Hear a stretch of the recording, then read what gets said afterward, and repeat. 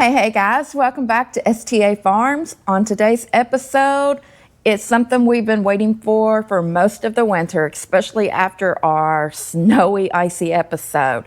So today we are starting seedlings and getting ready for spring.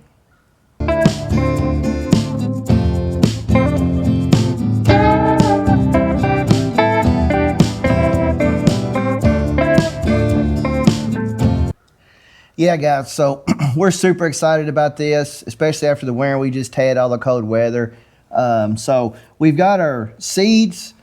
We ordered them the other day from Etsy. You can order them from wherever, but we wanted to do heirloom seeds, which is what we ordered. We got our trays, we got our potting soil, we got everything we need. Now we just need to get them in the ground. So here in Kentucky, our last frost is usually sometime in the first part of May, sometime within the first 2 weeks of May. So as far as the seed starts, you want to kind of get most of them in the ground 6 to 8, maybe 10 weeks prior. And today just seemed like a good day to do that, so that's what we're going to be doing. All right, guys, so let me show you what we have to get ready for our seedlings. So we've got a nice potting mix. Miracle Grow's usually the go-to for most people. It has plenty of nutrients in it. These are some hexagon trays that I picked up at Walmart. There are 72 cells in each tray. They came with a watering tray and then a clear plastic dome to go over the top to help with humidity and moisture to help with the seedlings. We got our spray bottle to moisten the soil after we plant the seeds. And then we have our seeds. And in here, we opted to go with heirlooms. Heirlooms are seeds that you can take from your current fruit and save and replant the following year, and you get the same plant or the same type of fruit that you'd had the year before. So these heirloom seeds we ordered off of Etsy. You can basically order them from anywhere. But some of the reasons that we got these particular seeds are, this is what some of the varieties that our grandparents grew. So it's kind of what we grew up with.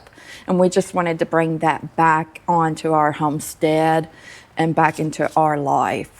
All right, so what I'm doing right here is just getting these trays ready for use. They are gonna make a lot of noise. I'll try to do this. So like I said, it comes with 72 cells. These are hexagon so that the roots have more of a space to grow out and they're not bound together.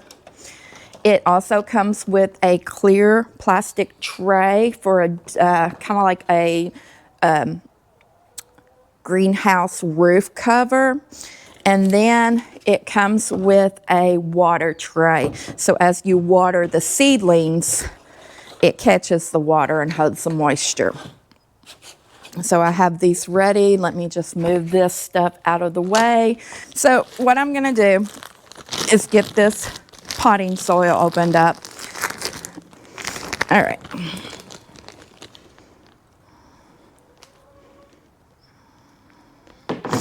So one thing in this dirt, I can feel the moisture in it. It's nice and fluffy. So one thing you kind of want to make sure you pay attention to is when you're putting this in here, you want your dirt to not be compacted. So I see a clump right here. We don't want that going into our cells. So we really want it to kind of be loose. Like that was a clump that went in. We don't want that. And just where this is packaged in the bag, it comes up in clumps. So I'm just, like I said, I'm gonna get my hands dirty and I'm gonna fluff it out like this. We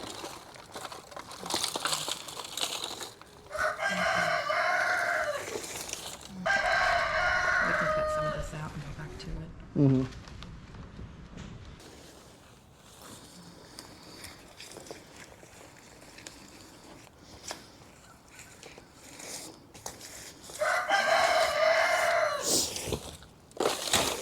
So this is a little tip we got off of the veggie boys. We like watching them. And they just kind of rub it between their hands like this to help fluff the dirt out. But we watch them and A Stable Life, which that's one big family. We kind of like the family aesthetics of them. All right, so I've got these trays lightly packed with soil. We're gonna come back in and add our seeds. Okay, guys, so the first seed pack that we got coming up is our Rutgers tomatoes.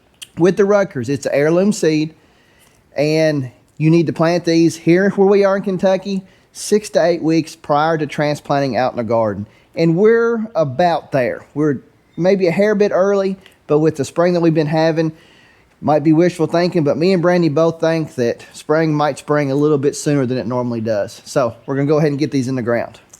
And I don't know how well it's gonna show up on camera, but their seeds are tiny. So we had talked about it, and actually I might just plant all these. It looks like there's only a couple left in here. We wanted to do about 20 heels. And I'll be honest with you, I don't know if we got 20 seeds. It may only be 10. So we're going to plant what we have. Okay, so let me ask the boss a question here. How do you want to do this? Do you want the rows to go this way, or do you want them to go that way? Let's go across. I think it'll be easier to keep up with. Yeah, I think so too. So we got 1, 2, 3, 4, 5, 6.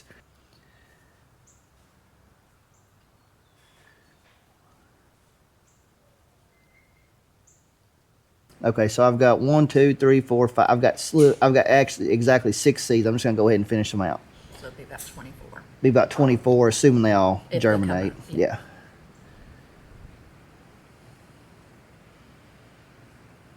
Okay, so that's got 24 cells of Rutgers tomatoes planted. There are a few on here that have double. Full disclosure, if we had plenty of seed, I'd probably be putting 2 in each one of these cells, because not all the seeds are going to germinate, and you can always send them out later. But that's got 24 cells of Rutgers tomatoes planted.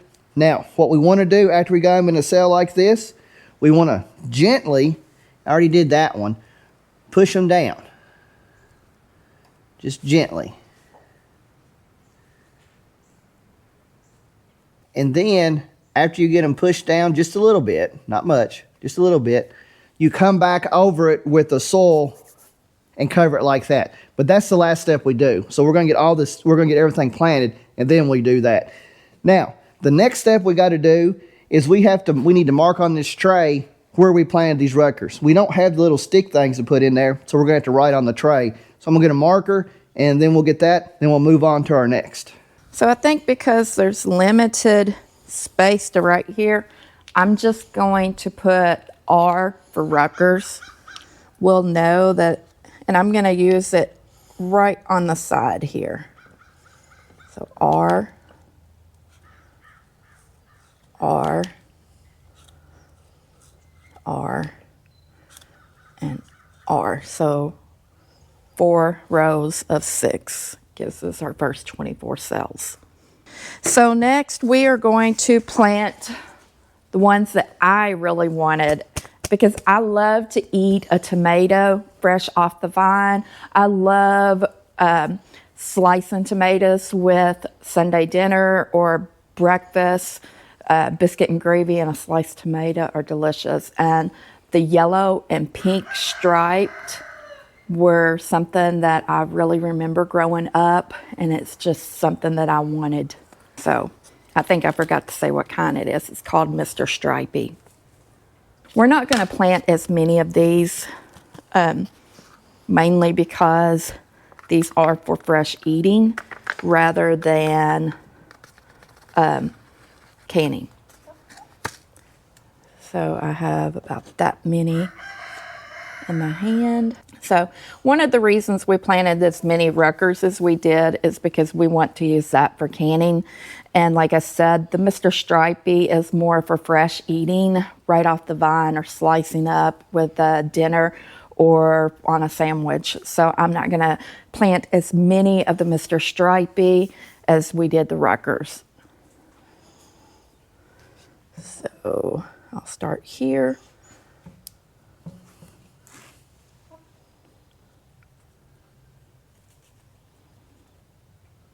Are you gonna do 12, you think, or how many you gonna do? 12 or 6. What do you think about the 6? Because we do have the golden.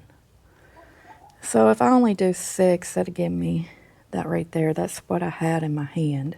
Okay, that's fine. So yeah, some of these have 2 in them. So I just want to kind of tuck them down a little bit, get them in the soil. Oh, that's stuck in my fingernails, so make sure it stays in there. There we go. All right. Now, the other one is... You need to mark it. Yeah, let me go ahead and mark this first. And I'm going to mark it with the MS for Mr. Stripey. All right.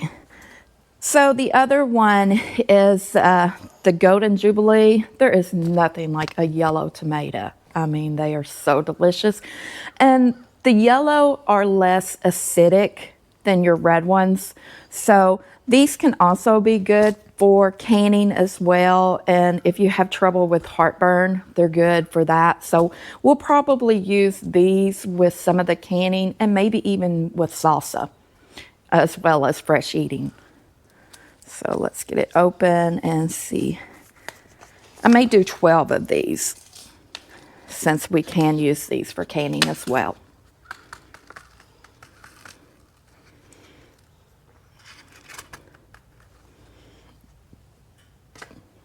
All right. And I'll probably end up putting 2 to a thing. So there's 1.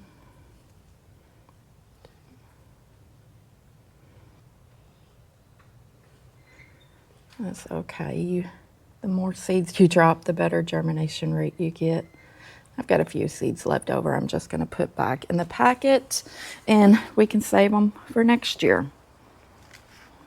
We definitely want to save our packets because, like we said, these are heirloom, so we can save the seeds out of the fruit that we get this year. So we save the packets and put them back in there. So tuck them in for the night. Okay. Now it is time to stripe these, and I'm going to put, I guess I'll just put G on them for golden. And I only did 2 of those, so there we go. So just to kind of recap what we've got in tomatoes, we've got the 24 cells of the Rutgers, which are for our canning, and I gotta watch because I'm scraping off my paint. I've got 6 cells of the Mr. Stripey, which I'm so looking forward to just eating one. And then I've got 12 cells of the Golden Jubilees, the yellow canning and slicing tomatoes. So now as we move on, we have, let me get organized here. We have some peppers and some cabbage. So I think I'm going to do the peppers next. All right, so the boss man and I just discussed, and we think we're gonna do 12 cells of the peppers. And what kind did we get? We got the Emerald Giant green peppers. So, and the wind's blowing, so I wanna kind of cup it so my seeds aren't blowing out. All right, and I think I'm only gonna do 1 per cell. 1. Oops.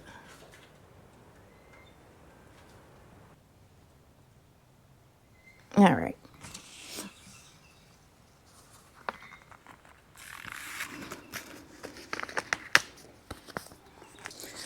All right, and next we have our cabbage, Golden Acre cabbage. Again, it's an heirloom.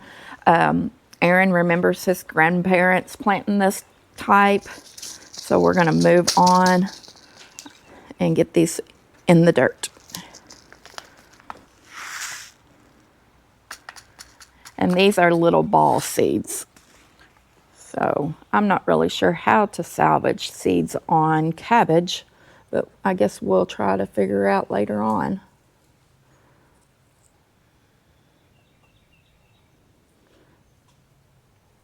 So what we're going to do here is two rows. So we're going to do 12 cells of cabbage, and then that will leave one row empty, and we'll come back in about 2 weeks and plant those. So we have, it's kind of rotated. It's not all coming in at once for the cabbage, because I do want to do some sauerkraut, and then we like fresh cabbage. So let me get these sunk in. Then let me quickly get them sunk in, and I'll come back and put a little bit of fresh dirt over top of everything. Let's go ahead and mark these before we forget. So I'm going to put E for the emerald green peppers. That way we don't get our G's confused. And then I'm going to put C's for cabbage. So I'm going to lightly sprinkle some dirt over the top of all this. We're going to cover these. You don't want it packed in there because you want to give it space to germinate and come up. So I think that looks pretty good. Has it all covered. And our last step, so this one we didn't even use. I'm going to set it to the side and we'll save it for later. So I'm going to use the spray bottle to moisten this. You don't want to drench it right away. All right. So if we just moisten it and keep it moist, and if you was to just drench water or pour water over the top of this, then you may lose some of your seeds as you do that. And it makes the dirt a lot harder and compacted and less likely to germinate. So I think this looks really good for now. So Aaron just pointed out that I sprayed the paint. It's kind of smeared. So what I'm going to do, I'll do this here later on. I'll go over to the side of this and I'll mark on it. And I'll mark the sides. That way we know what we sprayed. But I didn't give that time to dry. But anyway, the next step is adding our clear dome. And we're going to take this in the house and put it in front of one of our sun filtered windows. And we'll spritz it daily and go from there. And hopefully in a few days, we'll start seeing some germination and seed sprouts coming up. And then in maybe 6 to 8 weeks, the weather will cooperate with us and we can get these slips into the ground. So if you haven't already, give us a thumbs up, pound that subscribe button, and as always, we'll catch you on the next one. Bye.